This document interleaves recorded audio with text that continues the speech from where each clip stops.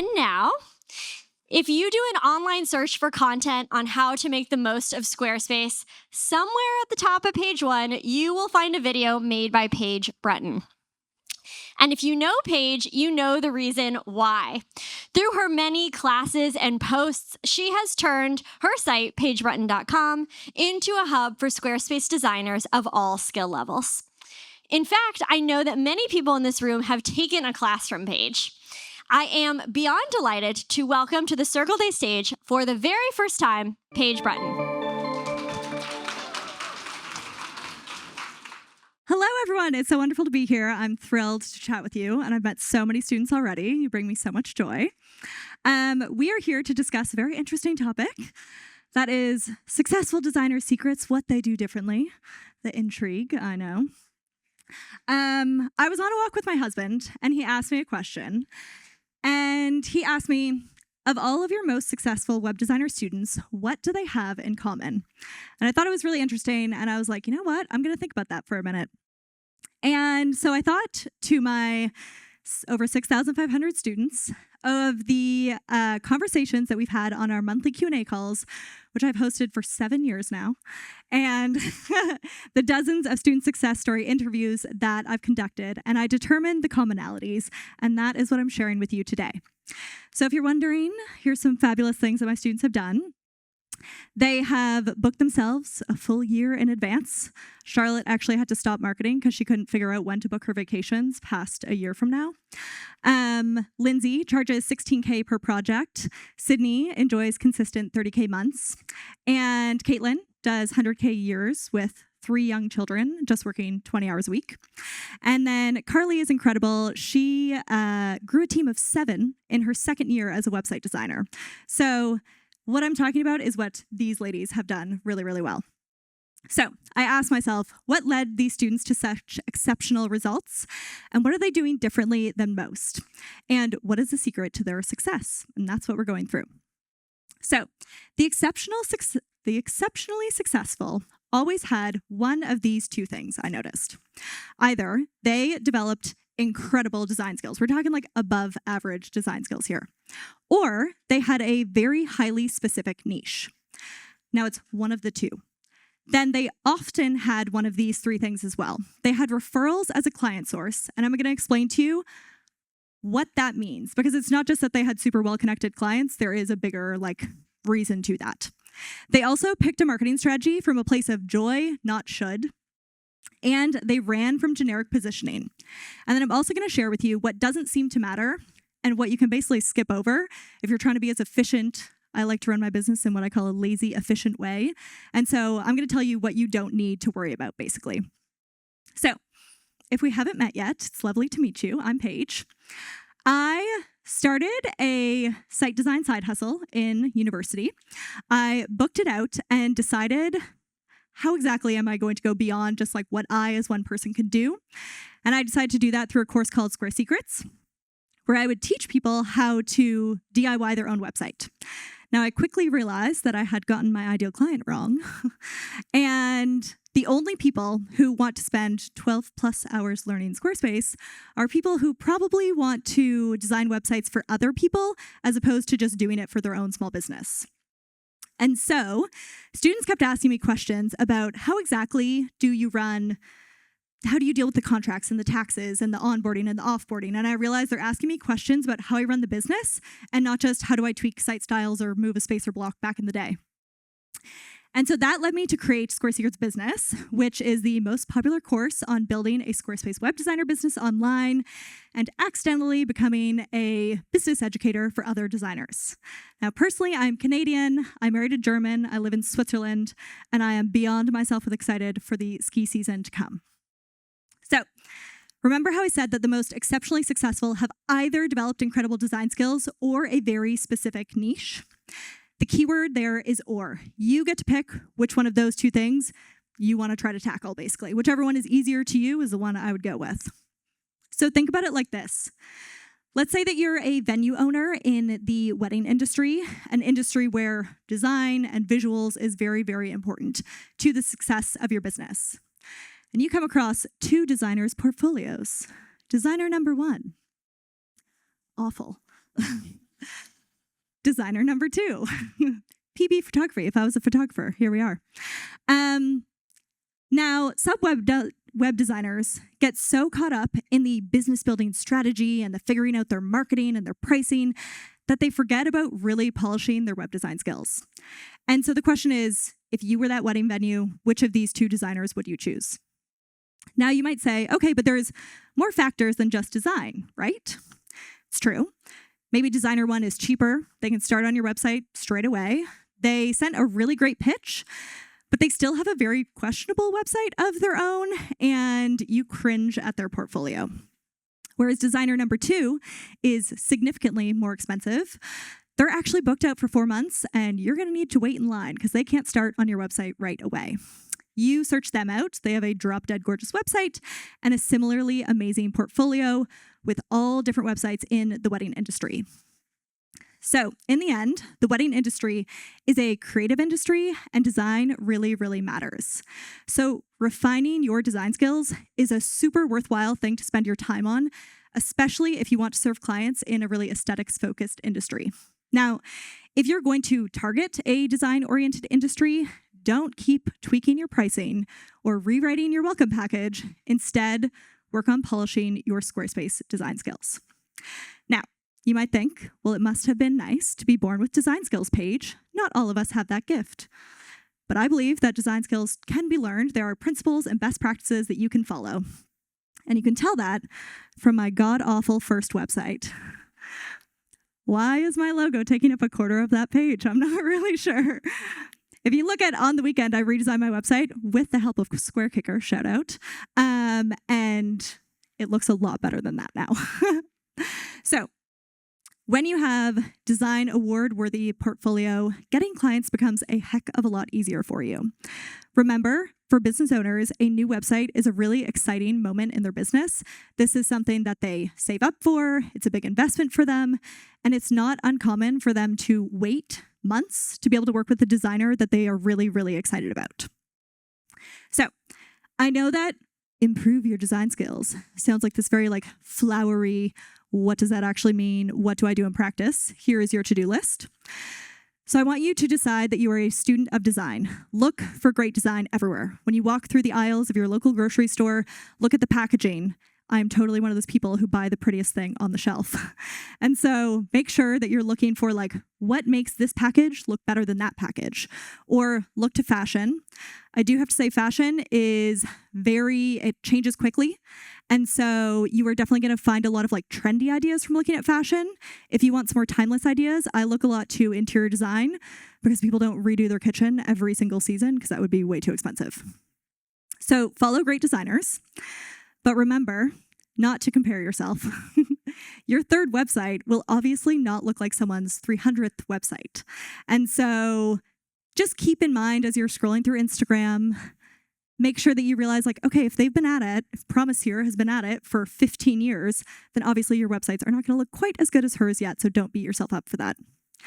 Look critically at other web designers' portfolios. Those websites which I showed you earlier, think about the terrible ones. Why did that look terrible? And the better one, why did that look better? Really ask yourself those questions, and you can kind of make yourself your own list of web design best practices. Then, make your own website design exceptional. Really focus your time and effort on that. And then the other tip which I would have for you, coming back to lazy efficiency, is focus on becoming an expert on one web design platform. It is a lot to try to keep up with all the different things that are changing, just in Squarespace alone, let alone everything else out there. So if you pick one platform, that makes it a lot easier to implement those design things into the different websites that you're building. And then build really incredible portfolio pieces. It's very important to people wanting to work with you. Now, I know you might think that, well, my clients have really terrible content, so what do I do? I want to introduce you to the concept of mock portfolio pieces. So this is basically where you build a real website, but you build it for a fictitious company or brand. And that is a really easy way to build a portfolio, which is actually going to attract the type of work that you want to work on. So if you want, you can go to paigebrunton.com/circle or scan the QR code, and you can get your first of 3 complimentary gifts. That is my mock client brief. So basically it's an outline as if you're working with a real client of all the details that you would need to work with or to develop a website for someone. So exceptionally successful designers develop incredible design skills with or without a niche. That's the key thing there. We were talking about niching in a second, but if you just nail incredible design skills, honestly, you're going to do pretty well just with that too. So when your design speaks for themselves, you'll have a much easier time landing clients and booking out in advance, even at much higher prices. Now, what is our second option? If your design skills are still in progress at the moment, then let's talk about niching. I know this instills fear in the heart of many people. But the most exceptionally successful, I observed, either pulled past the pack with their design skills or with a highly specific niche. And I want to give you some examples of that. So Charlotte is from just south of London, and she's a past student of mine.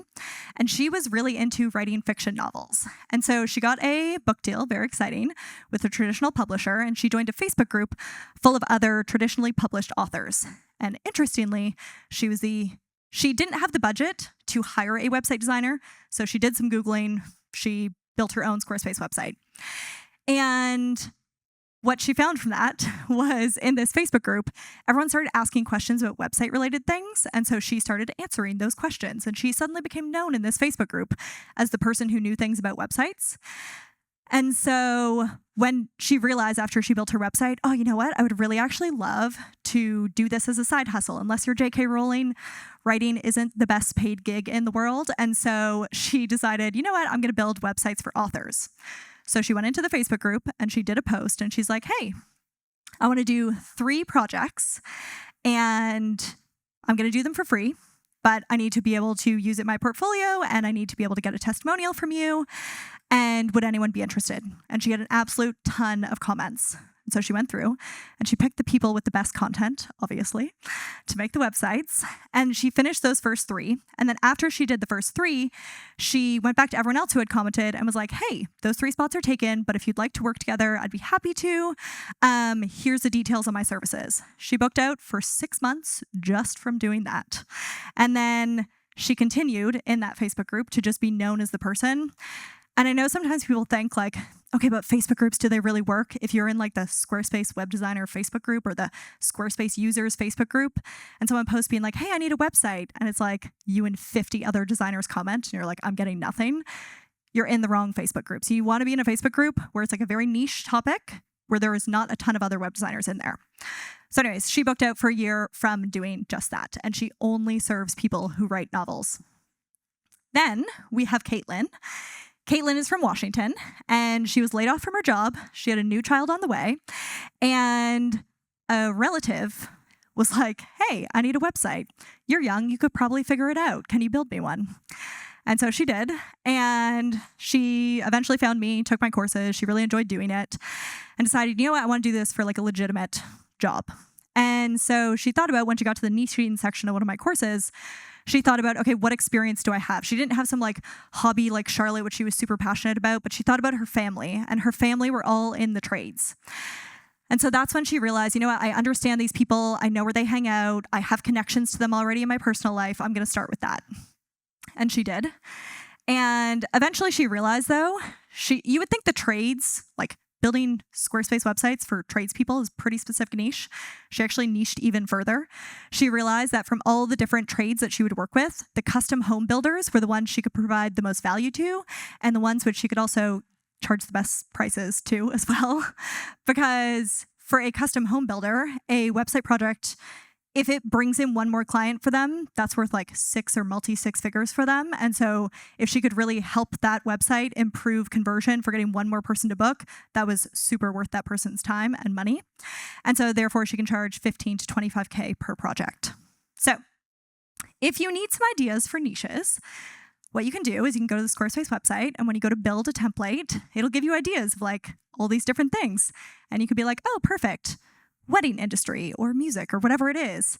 And you can basically get niche ideas from there. But of course, I would also look a lot at your personal life and your life experience, and that's a really great place to start too. So, exceptionally successful designers niche to grow faster. They speak directly to their ideal client on their website. And I don't have time to super go into this, but they get really involved in the community of that niche. So any sort of like connection point for that niche, online, offline, doesn't matter. Make sure you go get involved in that because truly that's like the gold mine. The other pro tip for you, this is super easy, is to make sure you put your website link in the footer of every website. And the reason that I say this is because one of my very first clients was a children's play space in New Jersey. And I don't live in New Jersey or the US. And a few months later, another children's play space in New Jersey got in touch with me and asked me if I could build them a website. And I was like, what are the chances that this is a coincidence? Turns out it wasn't.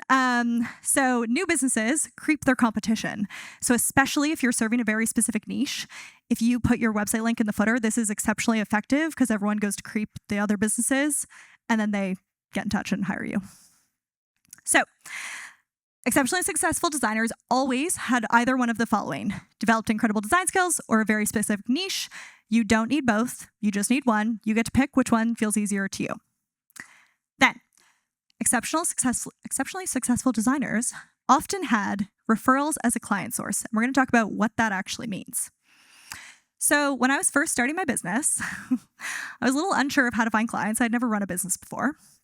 And so I researched how other people did it and what marketing strategies were actually working for them. And lo and behold, annoyingly, they all said, oh, I get most of my clients from referrals. And I was like, it's not very helpful if you don't have a first client to refer you to other clients. So now I understand that referrals, however, mean that that website designer did a really exceptional job. You get referrals when you produce both a great website, a great product, but also when you produce a really great client experience. And to produce a really great client experience, you want to have an organized, flawless process. You are very strict on deadlines, both for yourself and for your client, and you're generally on the ball of your business. So in order to receive referrals, here's exactly what you want to do.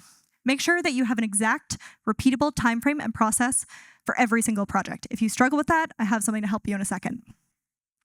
Again, this is why if you're trying to build websites on multiple platforms, there's different quirks to all of them and different things take different amounts of time. So using one does make your life easier. Also, make sure you utilize systems which are easy for your client to interact with. It is technically possible for someone to build their own website these days. And so the people who come to us are probably not the most tech savvy of folks because they're afraid to do it themselves. So make sure that in your entire client experience, just figure out how can I make this as simple as possible for a non-tech savvy person to deal with. Make sure you have a welcome package, a post-launch package. I also make sure that I send reminder emails if you're struggling to collect content from your clients, and that's throwing your projects off schedule. Making sure you kind of want to like preempt that problem. If you preempt it well enough, you don't actually have the problem. So I would set auto reminders to send in line with their like project schedule so that by the time they had already had like 5 email reminders and I also send client gifts, and in the message, I'm like, hey, by the way, remember your homework's due on X date. So that's another good way to remind them too, in a very friendly manner. Quick turnaround times is highly appealing to your clients. So I would always guarantee a 2-week process, and I would guarantee an end date and be like, on this date, your website will be live. Which if someone's going to speak or they're going to, do something, they want their website, it's just like, it makes them feel really good knowing, okay, it's going to be live on this date. So the thing which helps a lot with that, if you're currently dealing with like 5 to 7 clients and you're like, I could never, that's not happening. If you just do one client at a time, you just get to give them like super focused attention. It makes it so much easier to guarantee that end date. So if you haven't tried it yet, really encourage you, one client at a time, very specific process. It's an absolute dream. Your stress levels go through the floor.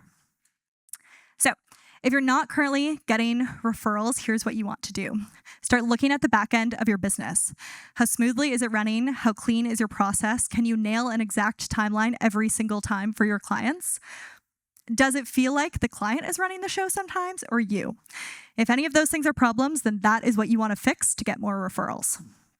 And so if you're wondering what is a good process, how do I know what all the steps are if I haven't already done this like 50 times and how long all those things tend to take? I have a client process checklist for you, which you can also grab there. And that is basically the details of my like 2-week process and how exactly it works. Either scan the QR code. QR code's coming back in a second. Look. Good. So yes, to get clients via referrals, referrals are a sign of a well-operating business and a great client experience. So work on that to get your referrals. Now, the exceptionally successful often also had picked a marketing strategy from a place of joy and not should. So when I went to go create my course, Square Secrets Business, I had a bit of a problem on my hands. And that was that I had blogged to get clients, but I knew that some people hate writing.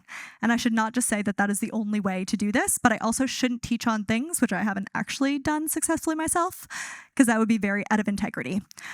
So what I did was I asked around to a bunch of my most successful web designer friends, and I was like, hey, would you be open to speaking with me for like 30 minutes on how it is that you get clients and what your marketing strategy is and how you do it, basically. And their strategies ran a really wide range of things. So if you're wondering, what are different marketing strategies? These are all different marketing strategies that work really, really well for getting clients. Now, when it comes to, you shouldn't do them all, don't do them all. That would be not good. But the moral of the story is all of those things work. So if you're currently doing something and it feels like pulling teeth to make yourself actually do it in a day, you're your own boss now, and it's very hard when you don't want to do it to force yourself to do something you don't want. So yeah, these ladies booked out themselves and teams of designers doing 6 figures, multi-6 figures, or $1 million years. And interestingly, I found this really interesting, they weren't doing 17 different marketing strategies.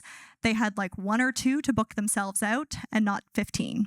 Some people swore by Instagram. Other people were not on it at all. Some people were like, networking is the bee's knees, and that's totally my vibe. Other people, myself included, I'm like, go to a networking event, pass out a business card, nightmare, couldn't do it. So I shoulded myself into Instagram for a very long time. I obviously did a very mediocre job of it because I didn't really like it, and I therefore saw very little result from Instagram as well. Meanwhile, there are so many designers, a lot of you in this room, a lot of my students who are like, it is the best thing since sliced bread. And that's where I get all my clients. And so often we hear like, if you listen to a podcast interview with someone and they're like, oh, this is the way I get all my clients, you think, okay, well, I have to do it that way. But truly, if you don't enjoy it, it's not going to work. So I'm not on a single social media platform. I actually just do a blog, YouTube, and I also have affiliates now.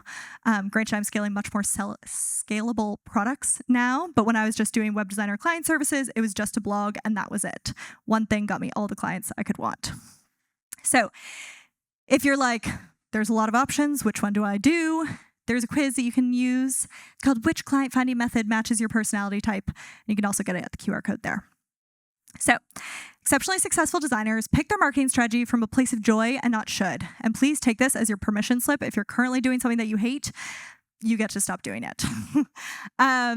Pick one which lights you up. You'll be both happier and more successful for it. Now, exceptionally successful designers often run from generic positioning. So, as bonuses, when we do our different like course enrollments, I put together for each course enrollment like a special bundle of bonuses to make it really exciting for people to join. And one of the things which I would do is I would offer website audits. And so this is where when the student completed their website, then I would go through their website and do like a Loom screen shared video and give feedback on their website. And what I noticed from that is that they all started sounding very, very similar. And I was like, that's not great. They would all say things like, I create websites that convert, and that the designer drinks a load of coffee daily and loves snuggling their dog after work. And I was like, yeah, but you and like the 5 other people who I've just like looked at, so that's not great. So let's talk about differentiating yourself. Saying you're a Squarespace designer is a good start for differentiating yourself from other people, but it is a start and it's not a finish. So people are now not just looking for a website, but a Squarespace website. And that's a good thing. When I started, that wasn't really the case. So you can use that as a starting point of your positioning.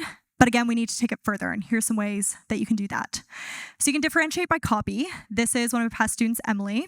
And she said, You and I both know your online presence needs a wardrobe change and some fresh lip gloss, and leads that would love to work with you if only they knew are next door sipping Pinot Grigio with your competition because you don't have the time, know-how, capacity to bring your very specific vision to life.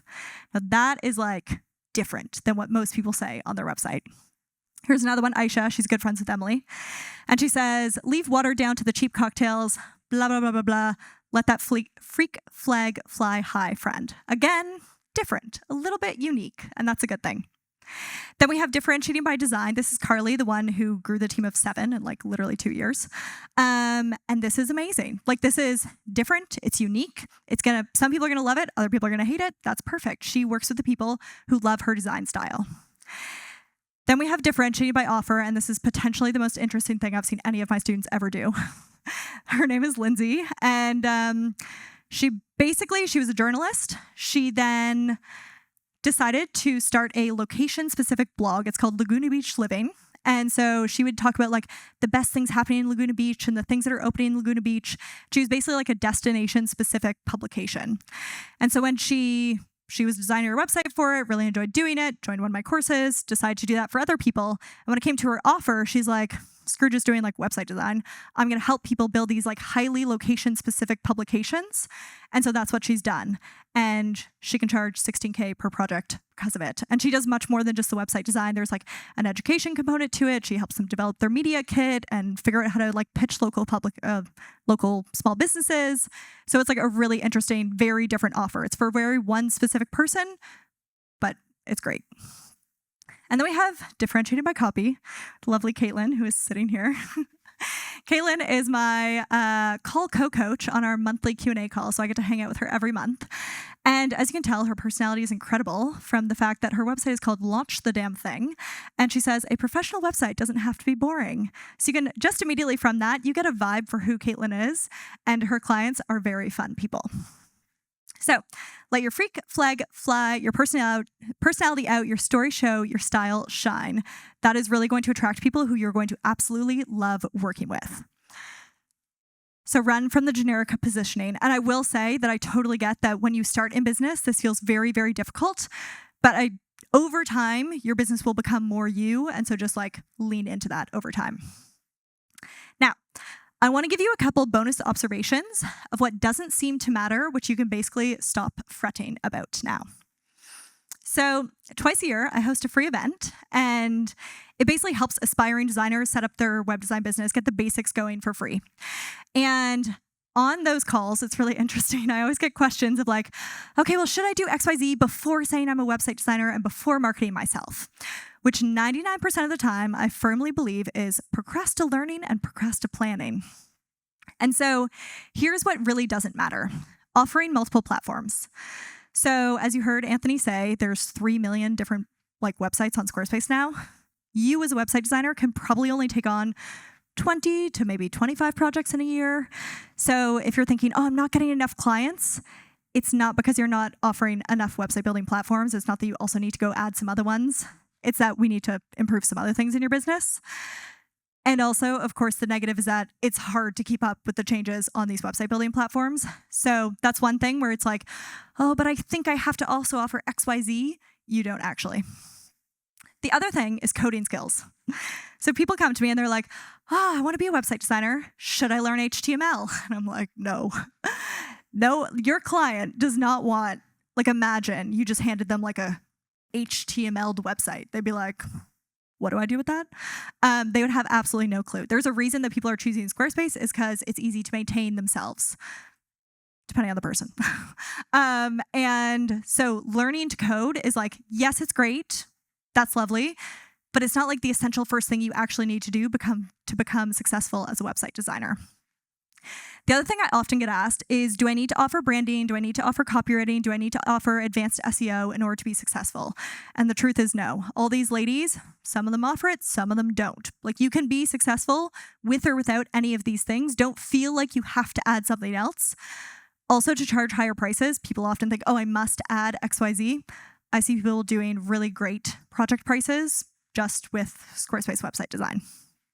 So To join the ranks of the exceptionally successful, either place your time and efforts on learning and refining your design skills, especially if you want to serve aesthetic-focused industries, or pick a specific niche and be active in that community. Go all in on speaking to one person on your website and really focusing on that person. And then you know that exceptionally successful designers often had referrals as a client source, picked a marketing strategy from a place of joy, and they ran from generic positioning and leaned into showcasing themselves. And so if you want to do the same, don't fret about offering multiple platforms or branding or copywriting or coding skills. Instead, this is what you actually want to spend your time on. Focus on learning to design well on one platform, picking a marketing strategy that you love, and just getting started. And that's the most important thing. So I would be super happy to answer any questions that you might have on anything I spoke of or anything else. If you do want any of those gifts I mentioned, you can get it there. And that is all. Thank you. Okay. Hi, everyone. I am Taylor. I'll be leading this Q&A with Miss Paige. So I'm going to give the audience a chance to marinate, think about your question, and I'm going to start with online. Sound good? Yeah. Alrighty. So the first question I have, do you build mock sites like a makeup business site? Do you use that as a way to show off your skills while you're still building your portfolio? Exactly. Yep. That's the entire point, is just to basically, if you don't already, because it's the chicken and the egg. I need a client to have a portfolio piece, but I need a portfolio piece to get a client. And so this basically solves that problem of you are creating a real website. It is truly showcasing your design skills. And the best part is you get to pick the content yourself. So you can go get really great, maybe stock images that don't look like stock images. You can write the copy yourself. You get full choice. Whereas when you do work with clients, often they are sort of dictating what needs to happen, or maybe they have terrible content. And so this is a really good way to kind of also, if you want to serve a specific niche, you can also create a website that focuses on that niche. So, yeah. Beautiful.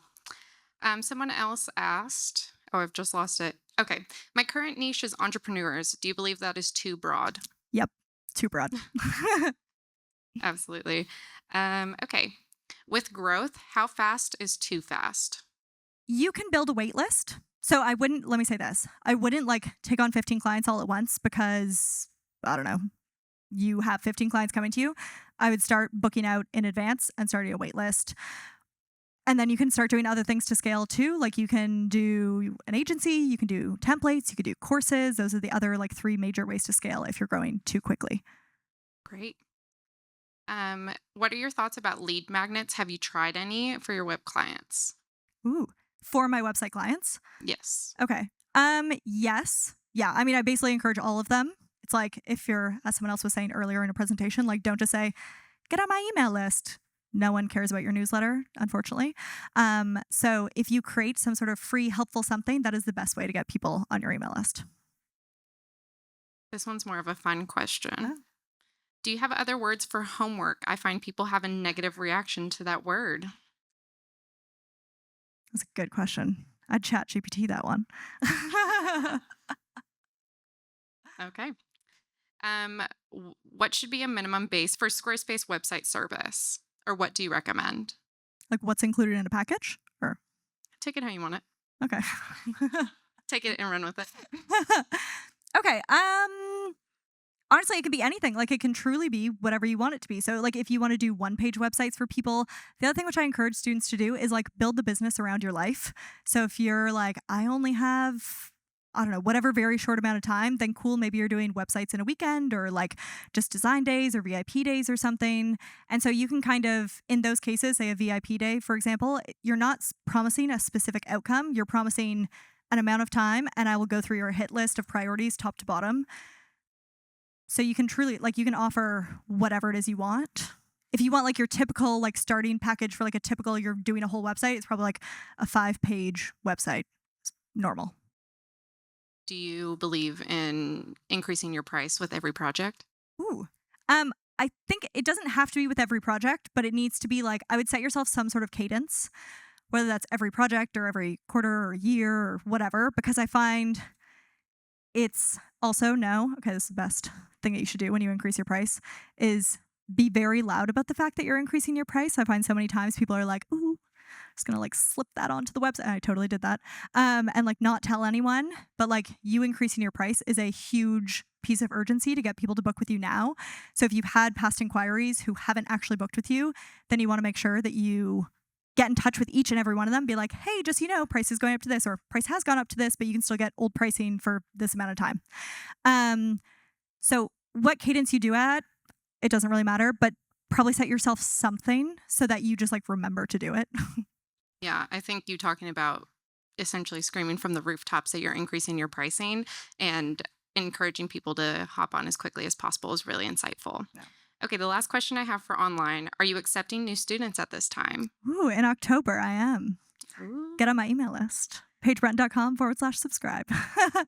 All right, audience, any questions? So if I get to you, please stand and I'll hand you the mic. So if you want to go first. Okay, so how do you practically word getting on a wait list where somebody might have to wait 6 months? You have to have a pretty good portfolio to incentivize somebody to wait that long, but what's the practical way to do that? You do it? Practical way you do it. So I would just get on the consultation call with the person. So like in your regular process, I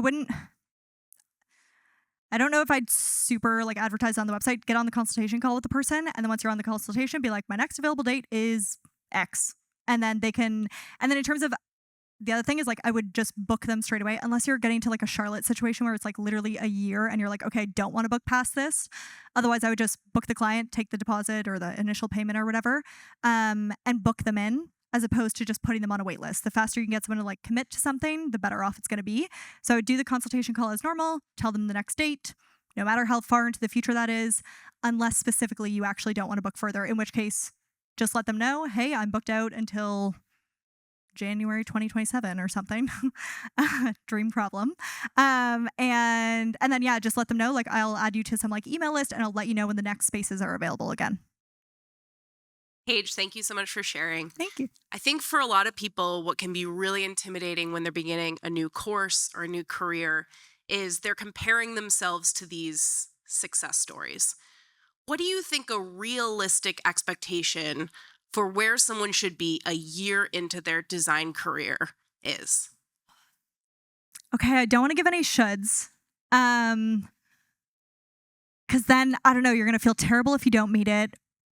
I guess you'll feel great if you do, but I would say, I can say from the exceptionally successful designers, they didn't all book at the same rate. So there were some people who like, they just had something happen in their life. Like so many people who come to me, they're new moms or they're pregnant and they're like, oh, my old job doesn't work anymore. So therefore I need something that's going to work at home with a baby.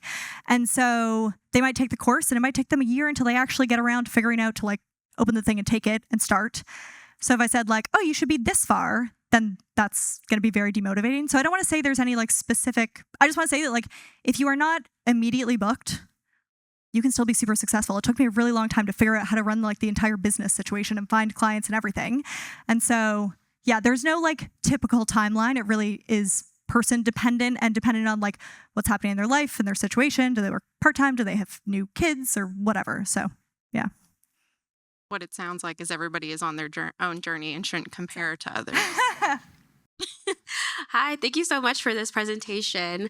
One of my questions is actually what things look like for you now that you are many years into the business. I'm now 6 years into the business, and I'm kind of wondering what are the next 4 years going to look like in terms of getting to that first decade being in business. And so can you speak to maybe some of the more recent lessons that you're learning and the ways you're still evolving as a founder and business owner?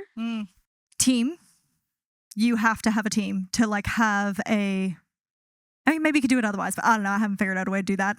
Managing people is not my favorite thing in the world. So you definitely will need to build a team. And so finding good people, managing good, I don't know, just everything to do with humans is like, it's a lot more complicated than like a computer or software for sure. So that's one thing, is finding good people.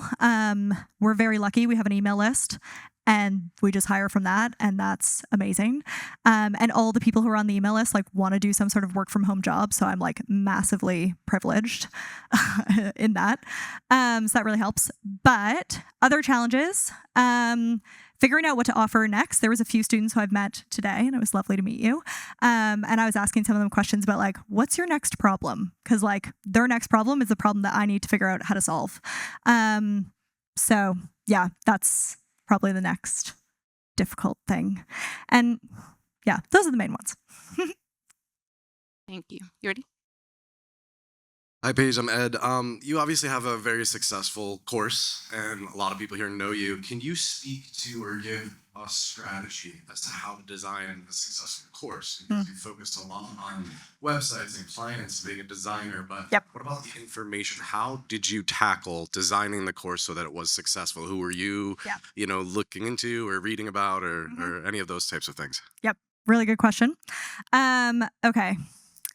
So I did take a program on like how to launch a course, which I would say was really freaking important because it is so different than running a service-based business. It's like a whole different ballgame. I will just tell you right now, the one thing that people screw up every single time is you tell them build an audience and they're like, I'll just do that later. And then they go to launch it and there's no one to launch it to. And that's like by far the biggest problem, which I see. So yeah, what does it take to launch a successful course? Coming back to the audience, you want the audience first, because then you have to talk to the audience about what their problem is. And if you don't have people to talk to, you're not going to solve a specific problem. And as you could tell, as I mentioned at the beginning, is like I totally had the ideal client wrong first. I did do research and I did talk to people and I did survey my email list and everything. But even still, I had clearly gotten it wrong on who this course was actually for. And so there was actually one launch which I was doing like a couple years into Square Secrets. And I actually added a question, a little survey to all the people who had just joined the course. And I asked them, are you taking this course to build a website for yourself, to build a website for clients, or both? You want to build it for yourself and then also get into building for clients? And everyone picked the third option. And I was like, oh my God, my sales page is totally wrong. My sales emails are totally wrong. I'm speaking to a small business owner who wants to build their website and have it easier and not pay a designer price when I should be speaking to people who want to develop this skill of website design so I can offer it as a service to other people. So biggest mistake, not building an audience and not getting and then you can't even do research because you don't have anyone to research. So that's, key. I love talking about that though. Anytime, feel free to send me an email. Happy to chat about launching and courses and everything. Okay, so we have time for 2 more questions. I'm going to go ahead and take one from online. If you niche down, are you turning down work if it's outside of your niche, or do you make exceptions and just don't advertise those instances on your portfolio? Yep, exactly. So, I mean, it's up to you. You can do whatever you want to do. But yeah, I know a lot of people who it's you have a very specific niche, you talk to a very specific person, but someone else just comes in and is like, oh, I'd love to work with you too. And if you want to take the project, good. If you're so booked out that you're like, okay, no, it's up to you. But exactly as you said, you had kind of the right idea there, is you probably don't showcase that in your portfolio because it might dilute the thing a bit. So, yeah. Hi, Paige. Great to chat to you again. So you and I were chatting last night, right, about referrals and how important referrals are for your business. And I suppose I'm 10 plus years building Squarespace websites, 5 plus years in doing it full time. And referrals have been 90+% of my work, right? So we were chatting about this last night. My one question, I don't know if this is super niche, but the one thing when you had essentially the business model of getting your referrals is you give them gifts.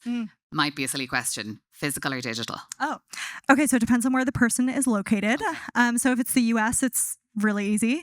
There's a bunch of gifting companies, like Box Fox is the one which I went to the most. That's very feminine, so it depends on who your client is. So yeah, something like that is fantastic. It's like a gifting company that'll do it for you, and you can customize I really enjoyed that. It was picking the gifts for the clients and making it custom to their business. And they're brand colors and everything. And then if it's online, Starbucks gift cards are so easy.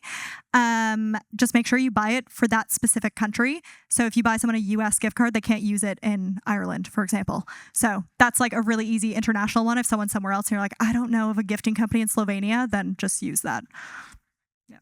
Okay, good. Thank you everyone so much.